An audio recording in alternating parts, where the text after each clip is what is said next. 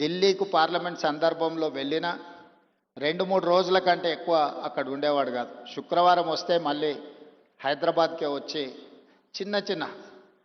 చిన్న shop local corporator కూడా ప్రారంభోత్సవానికి రావడానికి వెనక ముందు చేస్తే పెద్దలు దత్తాత్రేయ గారు వచ్చి చిన్న గల్లీలలో పాన్ డబ్బా కూడా పేదవాడు ప్రారంభించుకుంటున్నారంటే దత్తాత్రేయ గారు వచ్చి ప్రారంభించేవాళ్ళు.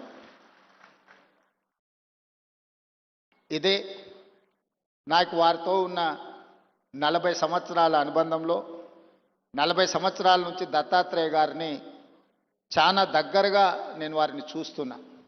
ఇంతకుముందు రాణి రుద్రమ్మ గారు చెప్పినట్టు దత్తాత్రేయ గారి కుటుంబంతో పెద్దలు కిషన్ రెడ్డి గారి కుటుంబంతో నాకు చాలా సన్నిహిత సంబంధాలు ఉన్నాయి. అది అందరికీ తెలుసు. నేను మొన్న నీతి ఆయోగ్లో పాల్గొన్నప్పుడు ప్రధానమంత్రి గారితో మధ్యాహ్నం భోజన వేదిక మీద కూర్చున్నప్పుడు వారు చంద్రబాబు నాయుడు గారిని చూపించి ఆప్కే సాథీ ఇద్దర్ హే అని అంటే నేను చెప్పా, నేను స్కూల్ మీ దగ్గర చదువుకున్నా, కాలేజ్ ఆయన దగ్గర చదువుకున్నా, ఇప్పుడు ఉద్యోగం రాహుల్ గాంధీ గారి దగ్గర చేస్తున్నా.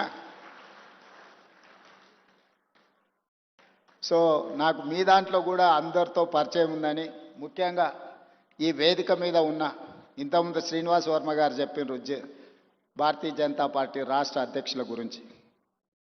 ఆ రాష్ట్ర అధ్యక్షులు అందరితో నాకు సన్నిహిత సంబంధాలు ఉండేవి.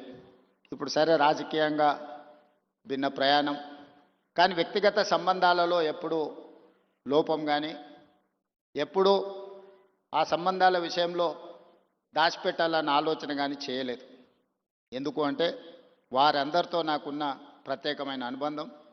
ఈరోజు తెలంగాణ రాష్ట్ర ముఖ్యమంత్రిగా మా మంత్రివర్గ విస్తరణ కార్యక్రమం మంత్రివర్గ విస్తరణ కార్యక్రమం చూసుకొని మంత్రివర్గ ప్రమాణ స్వీకారం చేసిన మా మంత్రులను కూడా మళ్ళీ రేపు కలుద్దాము.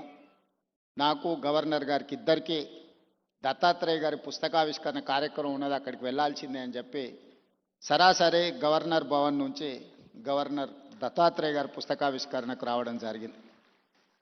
ఈరోజు రాజకీయాలలో ఒక్కసారి కార్పొరేటరు కౌన్సిలర్ అయితేనే వాళ్ళ జీవన శైలి విధానంలో చాలా మార్పు, ప్రజల సంబంధాలలో ఒక భిన్నత్వాన్ని ప్రదర్శించే పరిస్థితులు ఉన్నాయి. కానీ దత్తాత్రేయ గారిని చూసి నేర్చుకోవాలి.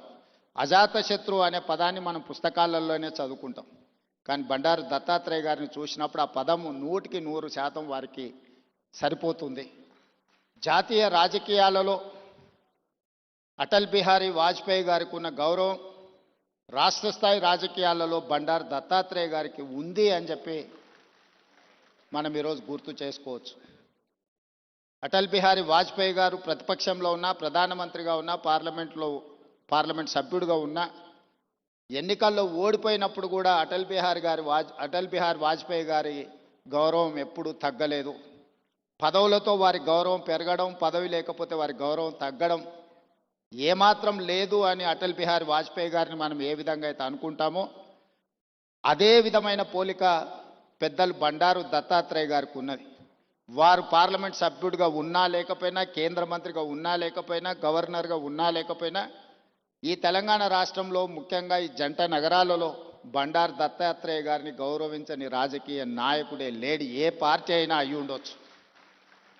అదేవిధంగా అలాయ్ బలాయ్ కార్యక్రమం తెలంగాణ రాష్ట్ర సాధనలో కీలక పాత్ర పోషించింది.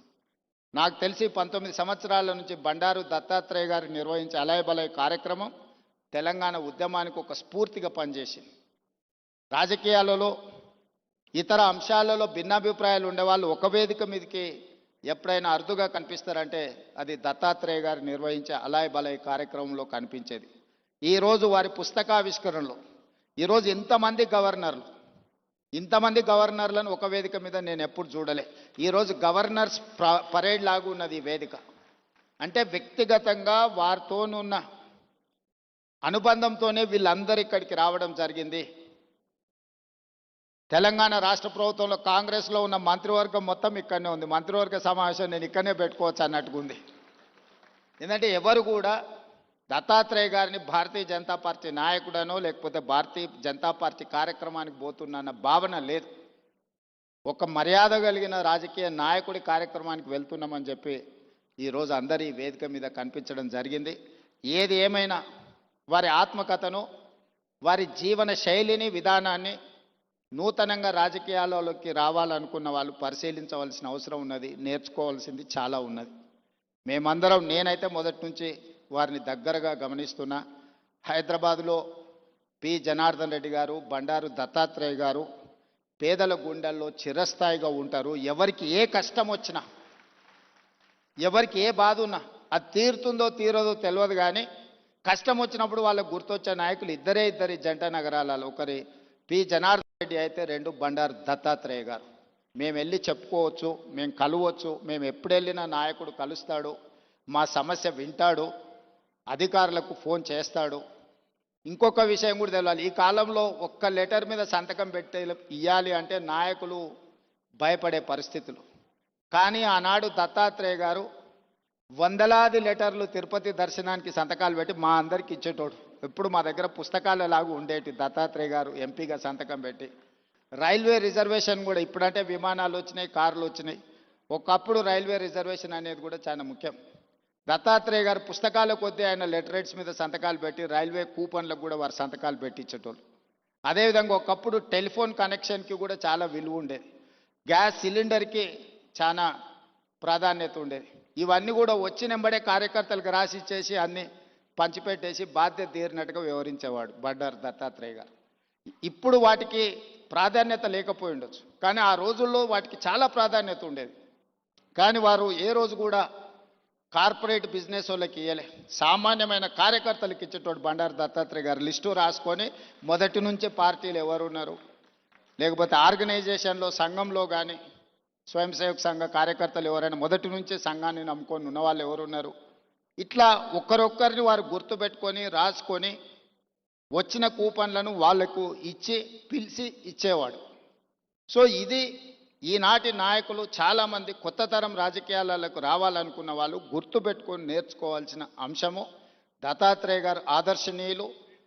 ఇది ముఖస్థుతి కోసమో వేదిక మీద పిలిచిండ్రు కాబట్టి వారిని అభినందించడానికో మాట్లాడుతున్న విషయం కాదు, వారు నికార్సుగా పాటిస్తున్న విషయము. అలాంటిది కొత్త తరం రాజకీయ నాయకులు నేర్చుకోవాలి. మేమందరం తీసుకునే నిర్ణయాలలో, మేము ప్రజలను కలిసే విధానంలో తప్పకుండా దత్తాత్రేయ గారు, పి జనార్దన్ రెడ్డి గారి స్ఫూర్తి మా నిర్ణయాలలో ఉంటుంది.